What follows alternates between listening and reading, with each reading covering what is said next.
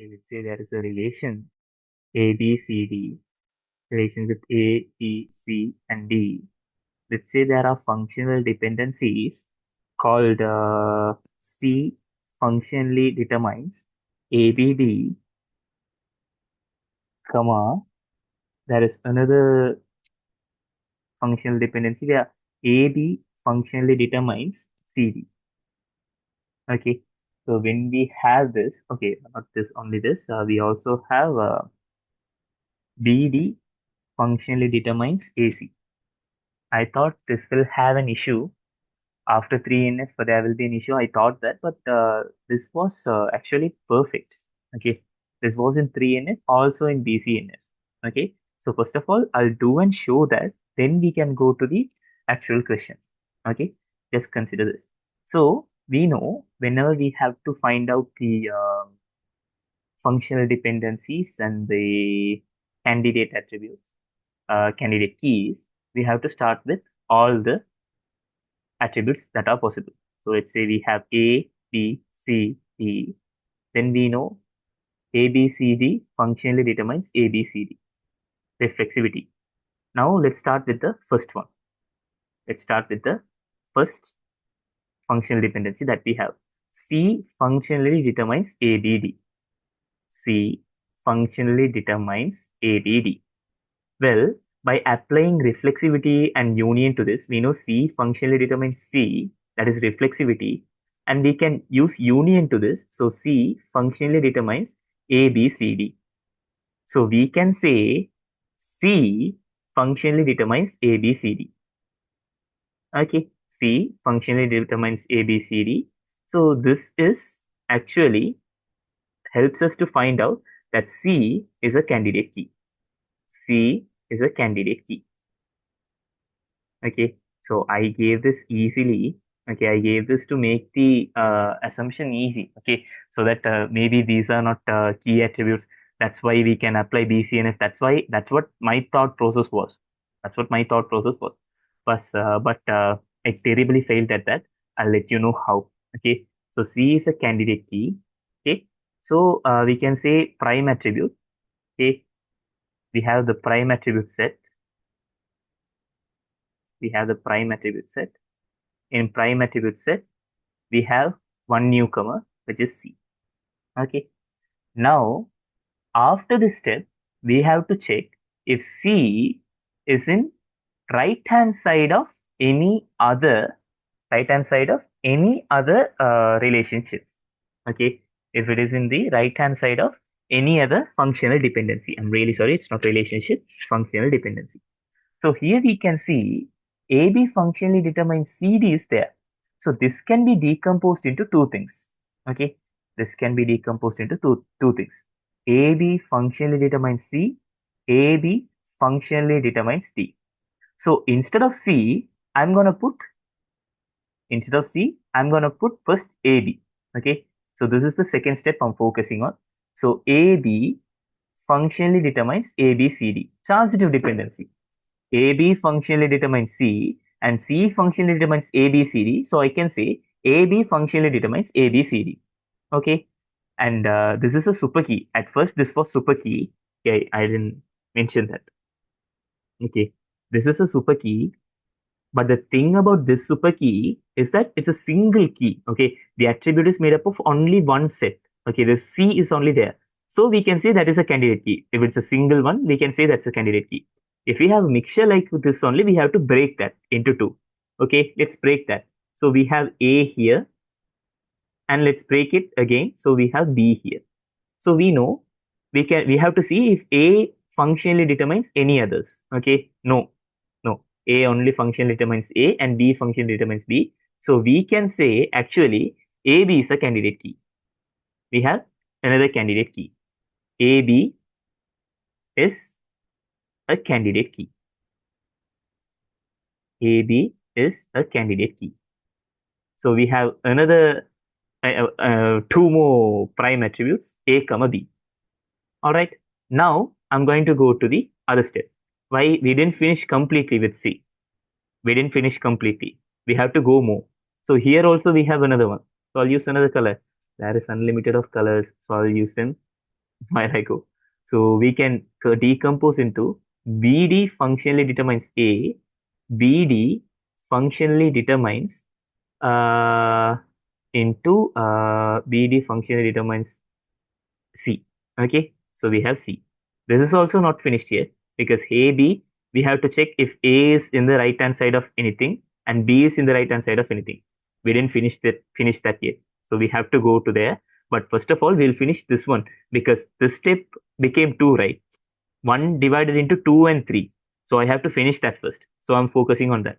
So BD function determines A, BD function determines C. So we can say BD instead of C, I can put BD. Why? BD functionally determines C and C functionally determines ABCD. So I can say BD functionally determines ABCD. And since we know B can't do anything, B can only determine B, and D alone can only determine D only, right? Because there is no other things here. There is no functional dependency that says D. So we have another candidate key. Successfully, we have another candidate key, BD. Okay, I'll mark it here or else I'll forget. So D functionally determines D. So that is also not possible. So we have another candidate key. BD is a candidate key. So we also have D as a prime attribute. This is when everything started to collapse. When I was writing this question, this is when everything started to collapse.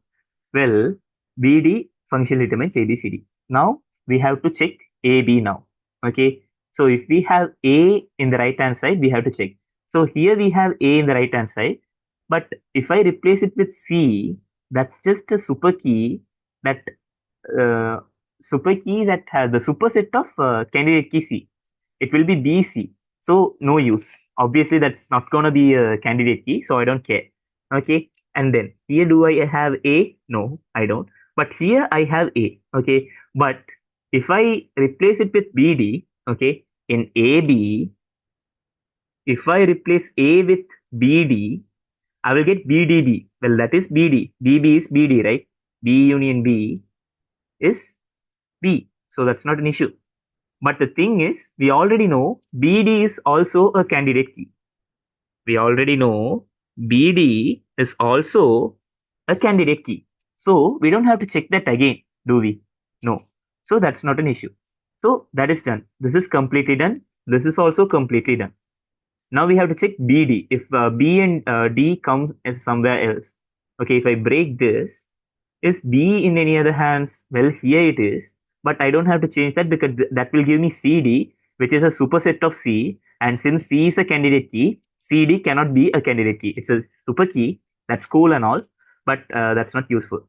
Then we have, other than that, do we have B anywhere else? No. We have D here, AB, but I can replace D instead of AB. Okay, in BD, I can replace AB instead of D. Why? Here, by using this one, this one. But the thing is, it will give me AB, and as we already know AB is a CK, well, that's it. There is nothing else to do. Okay, so we have all our prime attributes, and we have three candidate keys. Okay, so we have three candidates keys: C, AB, and BD. And we also have the functional dependency. C functionally determines ABD, and AB functionally determines CD, and BD functionally determines AC. So this is what we had as functional dependencies. And here, according to BCNF, all the left hand side things, okay, all the left hand side things should be super key. What's the meaning? Either they should be candidate key or a superset of candidate key. Here, all three are candidate keys. So this is in BCNF. We don't have to break this. We don't have to break this. ABCD itself is okay. Okay, we don't have to break this. Okay, R A B C D E. Okay, not A B C D E. We had R V W X Y and Z. Okay, here they had the functional dependencies. V functionally determines W. VW functionally determines Y, W functionally determines YZ and X functionally determines Y. Okay, this was a good question actually. This was a good question. And let's try this. Okay, so let's start with everything. So V, W, X, Y, Z functionally determines V, W, X, Y, Z. Not an issue. So first of all, from these two, okay, so not these two, from these two, V functionally determines W and W functionally determines YZ. I can say V functionally determines V, W, YZ. So I can only have V and X, and I can say this one functionally determines V, W, X, Y, Z. Okay, and X functionally determines Y. Okay, X functionally determines Y, so that has to that has nothing to do with this. So I don't have to replace that. Okay, I don't have to replace that. So I have Vx functionally determines Vw xyz. Okay, so this is a superset. This is a superset. This is a superset. Now I have to find out whether it's a candidate key, not superset, super key. These words, bro, super key. And I have to check whether it's a candidate key. Okay, so let's break. So we can actually say Vwxy. See Vwyz, and X only can find functionally determine X and Y. So they are not keys, super keys. So I can say Vx is a candidate key. Vx is a candidate key. Hooray! We have a CK. Okay, we have a candidate key. Okay, so the prime attributes set grows. Prime attributes set grows, which is V, comma X. Good to know. Good to know. Now, shall we can we replace anything with that? Okay, so I'll erase everything here. These are not required. V alone can't do anything, and X alone can't do anything. Let's keep that in mind.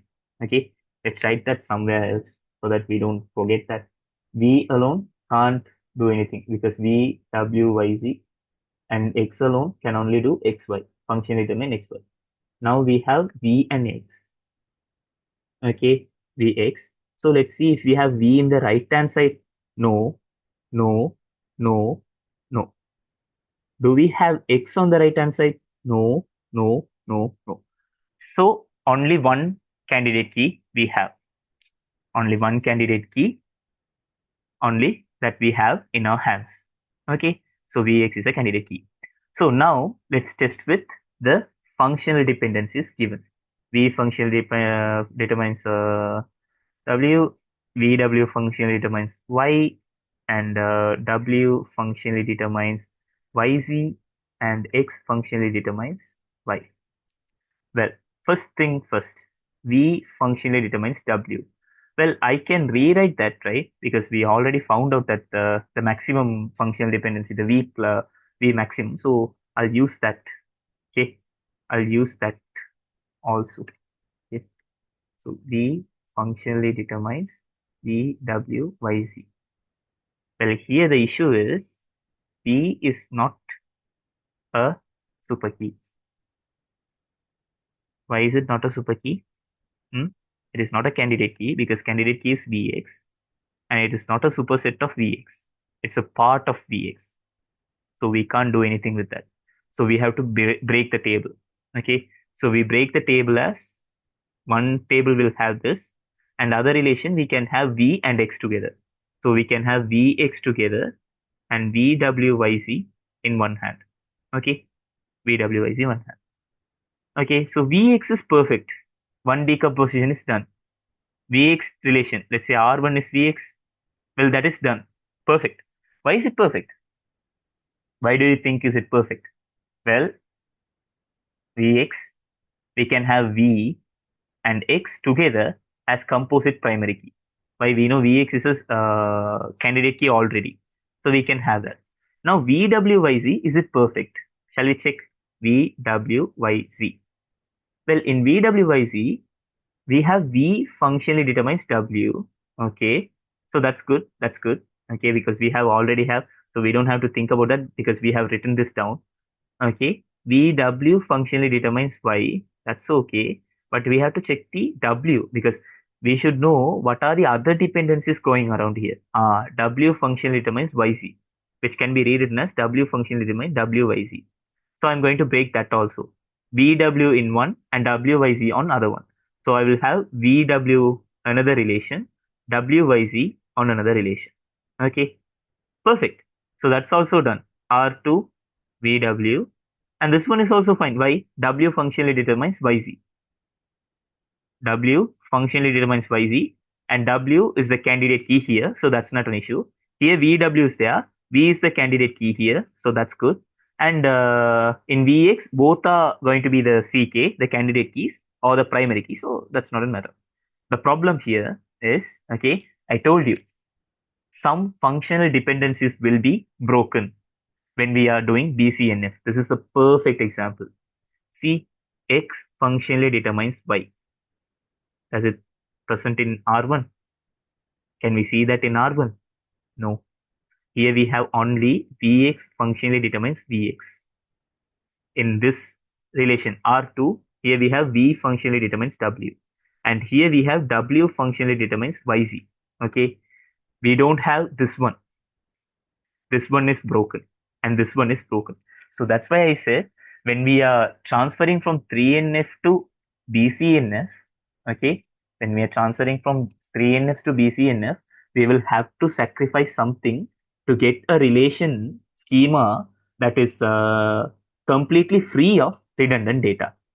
Okay, so if you don't understand this, okay, if you don't understand this, please let me know. I'll try to make a better explanation another time. Okay, so this is what we call BCNF. So in 3NF to BCNF, there is only one rule. Okay, for any non-trivial, for any non-trivial, I didn't speak about non-trivial things because I didn't write the question with non-trivial things. If D functionally determines D, that's a non-trivial thing. You can ignore about that like that. Okay, for any non-trivial functional dependency, X functionally determines Y. X has to be a candidate key or a superset of candidate key. Interesting, right? 1NF was easy, 2NF was easy, 3NF was kind of confusing, but BCNF just hits you in the face because you don't see that everywhere. Okay, so it's like a rare question that you will face only somewhere. Okay, so that's it. Have fun. That's all. If you can write your own questions and find answers, yeah, that's it. We have finished the normalization completely until BCNF. 4NF and 5NF, I'm not focusing here. That's it. Yeah. Thanks for watching the final video in our normalization series. If you found these BCNF practice questions helpful, don't forget to like, share, and subscribe for more database tutorials. Hit the bell icon to stay updated with our latest videos. Check out the full playlist to master all normal forms.